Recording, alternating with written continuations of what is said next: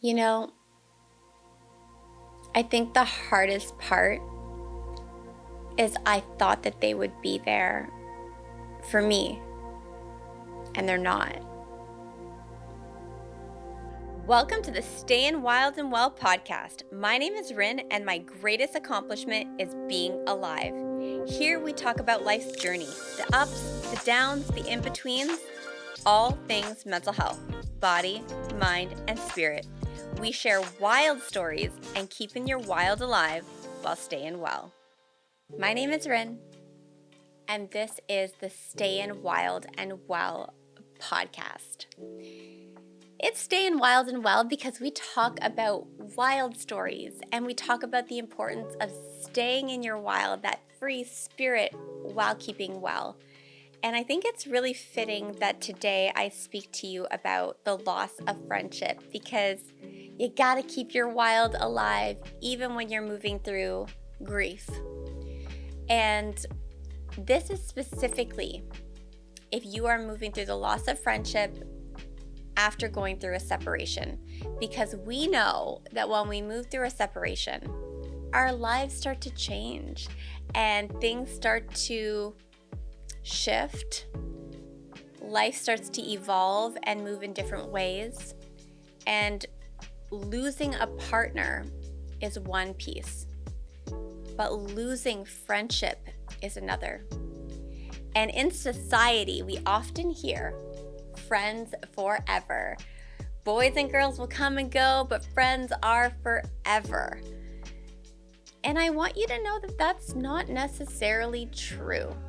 And if we believe this narrative, it makes it so much harder when we're moving through it because we think it's forever. Nothing is forever. If you are growing and changing, expect your life to grow and change as well, and the things around it too. So we're going to get cozy and I'm going to share a little bit with you. Moving through my separation has been challenging because as tough as it is, we're also very amicable and we've built an entire life together. You can imagine after 17 years, there's a full life there. But as I was moving through the grief of my separation, I would say I showed up in ways that I didn't even recognize myself in. Deep depression and grief. Like the freeze state. There's like fight, flight, and freeze. I was in freeze mode, you guys. I was in bed for hours. I remember standing in front of the kitchen sink and there would be like 2 dishes and it's taking me 3 hours to wash them. And I'm wondering, what did I do within that time? They're still there and time moved forward, but I'm still here. What happened?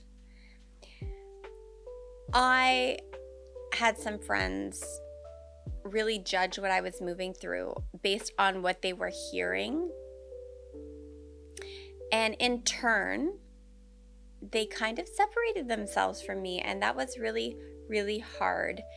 And I'm not going to get into all the details because that's not really why I'm here today. I'm here today for you to understand that if you're going through this, A, you're not alone. B, there's so much to consider. And C, you gotta keep your wild alive because there is purpose and meaning behind everything we're moving through. The number one thing to know is that if you have friendships in your life that are judging you, that is not a true reflection of a healthy friendship dynamic. Because a true friend will see you in whatever season you are going through and hold space for you. They may not agree with how you're moving through things, but they are going to hold space for you. It's like Brené Brown says, it's not the people in the back of the arena that are telling you how to live your life. It's the ones that are standing in the arena with you. It's the ones that are in the dirt getting dirty with you and walking through that season of your life and moving through those different motions with you.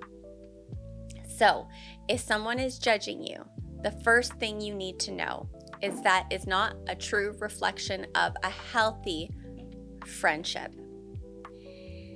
What do you do when you're experiencing loss? You hold space for that loss of friendship, that loss of relationship. In grief, It takes true strength to be able to say, this hurts. I am hurting right now. I miss this person. I love this person. There is something to be said about openly sharing and experiencing what you are moving through versus keeping it locked within.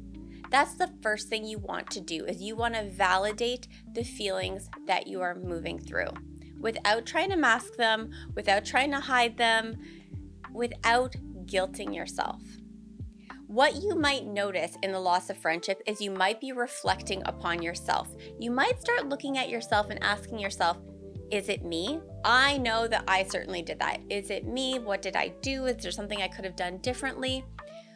It is really healthy to look at yourself and ask yourself and self-reflect, was it me? Is there something I could have changed? Is there something that I should have done differently? But on the opposing side, what I want you to think about is that there should be no one in your life making you question the integrity of who you are. If somebody is making you question who you are at your core, that is not a reflection of a healthy friendship. It is good to look at yourself, evaluate how you could do better and be better, but you should not be breaking yourself down. There is something to be said about differentiating the two between growth and breaking yourself down based on an experience and how people are showing up in your life. Nobody should make you feel less than. That is number one. So if you are questioning yourself, I hope that you could take this in, replay it if you have to. This is your opportunity to pause this video, grab a notebook, grab a pen. I'm going to say some questions that I want you to ask yourself, and maybe take the time to write answers to those questions, because when we are moving through grief, when we are moving through pain, it's really hard to access the conscious side of our brain to see what we are going through. We are so deep within what we are feeling. All right, question number one. Did they truly know me? This is a really big question, because if you find you are being judged, would they be judging you if they knew who your character was? I know in my case, moving through the loss of my friendship, I expected these friends to say, this doesn't sound like you. What is going on? Is there something that we could support you with? Versus judging me and making me feel like I'd been abandoned or isolated. If a friend truly knows who you are, they are going to show up in that way. So that's the first question. Do they truly know me? Second question. Was our friendship based on past memories? Is the friendship cultivated on moments in real time, moments that you're creating, memories you are generating? Or is it based on a past version of them? Do you hold on to the relationship because you've known each other for such a long time? There's a history there. Or is it because you're still growing together? Have you moved through seasons together? One thing that I have found so much beauty in as I'm moving through the loss of friendship is the new friendships that I've created, but the ones that have carried through for years over time, where they have gone through different transitions with me. I remember thanking a friend, being like, thank you so much. You've been so much a part of my journey. You have gone through the different transitions of my growth. And never once have you judged me. You have been a part of the journey. You've accepted me in all parts. That is a really beautiful gift. Somebody that's growing alongside of you, and it's not just based on past memories. And how will you know if it was based on past memories? One thing that I noticed was my friend would be like, hey, this song is so you. And it was like, no, that song was me in high school. Or remember the time, and all your conversations are about the past and nothing about the future. You want to surround yourself with people who are so much a part of your future, not somebody who's keeping you stuck within the past. Did we have a lot in common? This is really important from like a values perspective, also knowing that not having everything in common is healthy, but what is the glue that keeps you together? If you had a lot in common, what is so different that's currently keeping you apart? Really think about this and suss through this. And these questions are important, again, for you to think about, because as you're moving through this grief and this pain and this loss, there's so much truth that could be found in this that can ground you back into your power, into the empowerment that you should feel in knowing who you are at your core. Do you truly know them? For me, this question was really huge in helping me feel better about what I was moving through, because I do believe that I truly knew and know the friends that are in my life that I no longer speak to. And in knowing them, what I've come to understand, and what I hope that you can also see, is that people could only meet you where they're at.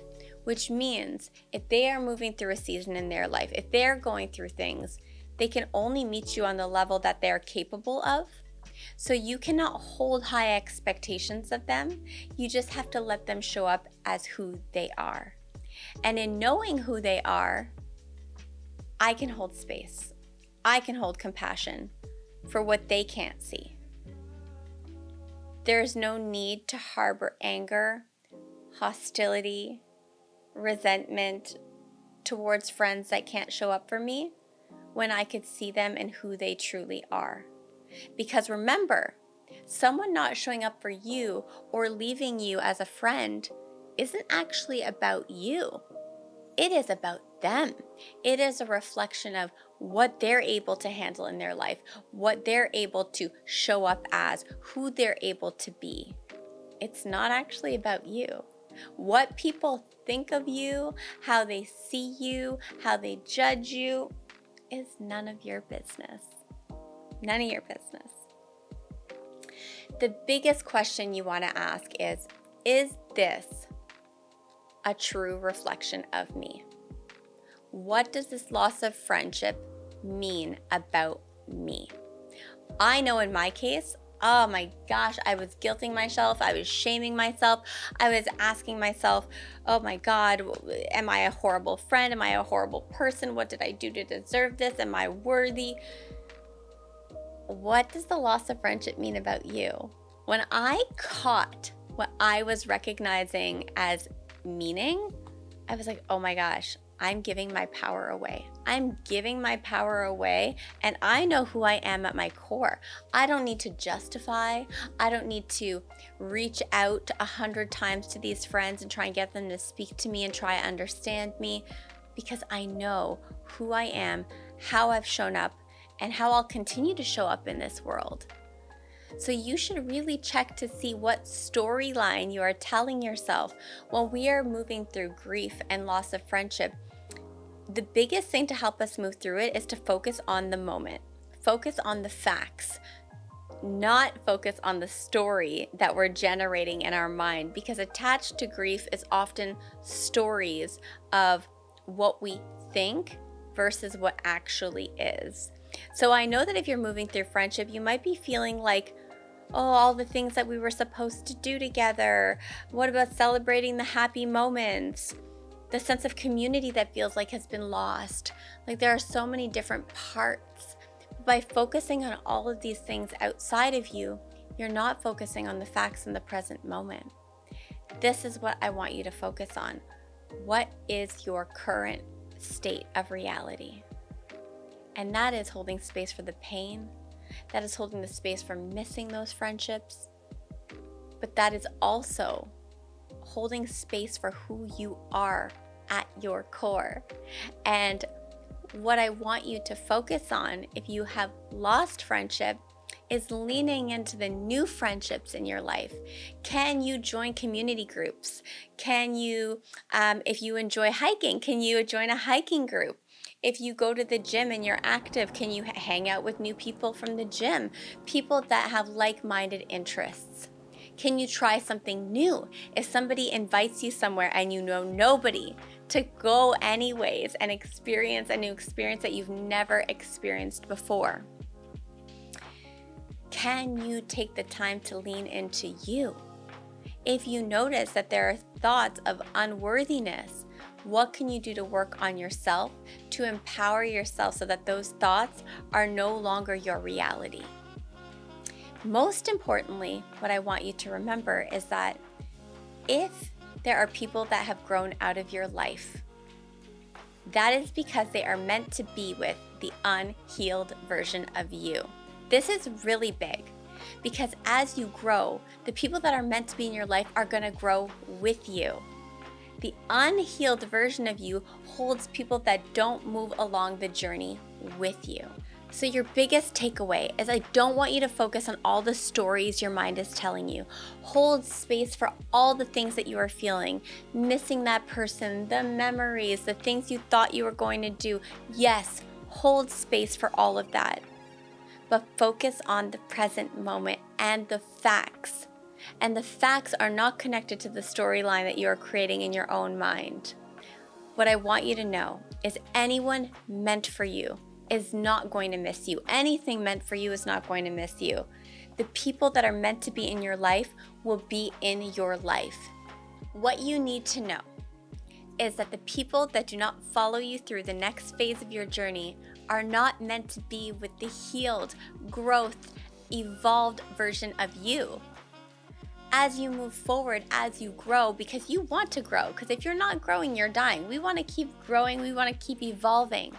Those who don't follow you through were not meant to be. They were meant to be with the old version of you.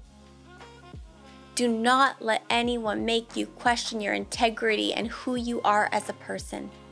A true friend will never judge you. They will hold space. They will stand in the arena. They will get into the dirt with you. They will stand with you. Those who are meant to be with the evolved version of you will just be. Trust in the process of your growth and evolution. What is meant for you, who is meant for you, will never miss you.